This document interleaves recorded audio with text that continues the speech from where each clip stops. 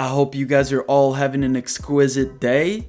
EasyAutoFix here, and today we're going to learn symptoms of a bad power steering pump. The purpose of the power steering pump is to pressurize the hydraulic fluid to make it easier for us to turn the steering wheel. The location of a hydraulic power steering pump will be by the serpentine belt, since that's how it gets its power. If you have an electric power steering pump, it will be connected to the steering rack or the steering column. The first symptom you'll be experiencing with your car is a hard steering wheel. Since the pump is responsible for increasing fluid pressure in the system, if it's failing, so will the pressure, which is why you feel it in the steering wheel.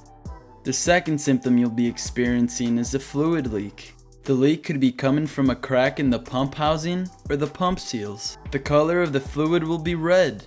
Just make sure to not confuse it with transmission or coolant fluid, since these can be red as well.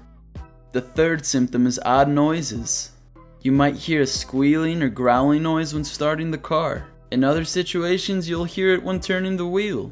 The noise will typically get louder as you increase speed, since the pump is driven by the serpentine belt.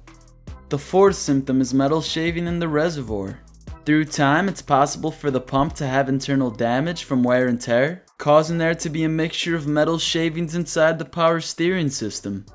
Now, if you guys want to learn more about the steering system, make sure to click on this video to learn symptoms of a bad steering rack.